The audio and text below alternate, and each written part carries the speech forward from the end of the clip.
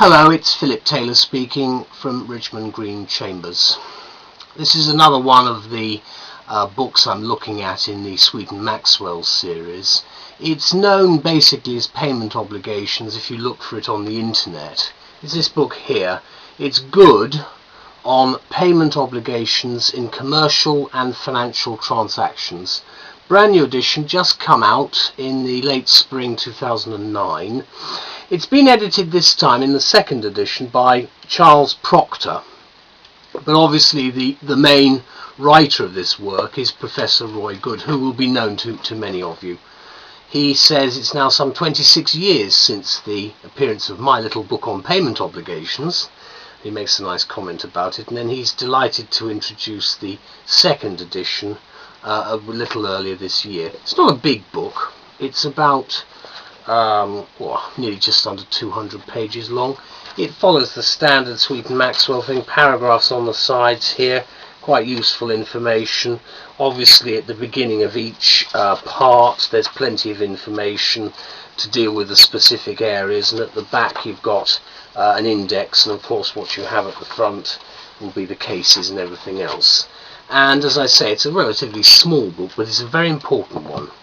Now, the review has appeared in a number of areas so far, and the title I've given this particular review is Paying the Bill and Describing the Money. Because at the moment, and I'm writing now almost as we get towards the middle of 2009, we're talking about finance because it's the top of the political agenda globally. So what is money? That's the first question that we need to consider. Now, as I say, there's a question that initially, when you say, what is money, you may feel there's no need to ask that sort of question in the first place. And by the way, all you may be concerned with at the moment is how to get more of it.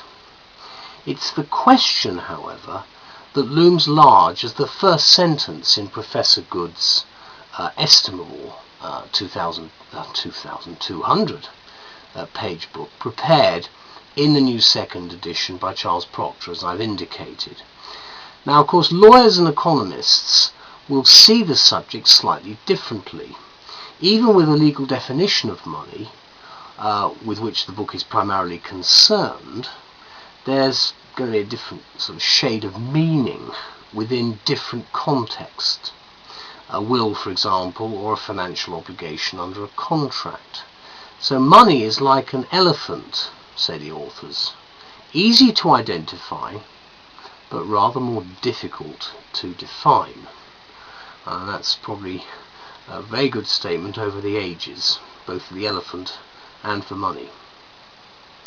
If you're a barrister or a solicitor, however, there's an inevitable need to arrive at some fundamental concept of money. First, it lies at the heart of all your deliberations and advices to clients and colleagues over payment obligations in commercial and financial transactions.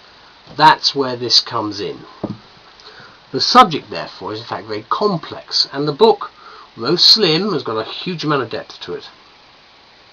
In recent years, it's become even more so with the advent of such issues as money laundering, which is very important for us, sanctions, and measures such as the controversial Patriot Act in the United States of America. Now, the book by Roy Goode contains one of the best definitions of or descriptions of money, and this is what it says, because I think it's worth bearing in mind. Quote, "Money must be named by and denominated by reference to a unit of account prescribed by the law in force in the issuing state. This is the state does not have a monopoly over the creation of money. It nevertheless retains a monopoly over the design and structure of the monetary system. Money must be expressed by reference to a unit of account prescribed by law. Thus a 50p coin has a monetary value of 50p. Now, I'm sure you all remember the pound in your pocket is still worth £1 by Harold Wilson in the 1960s. Therefore, it's intriguing, isn't it? Absolutely, and so is the book. It covers virtually everything you're going to need to know when you advise clients in this subject area, and it presents, in my view, a clear analysis of the concepts of money, including the following important areas, and these are the areas that I think you'll find of use.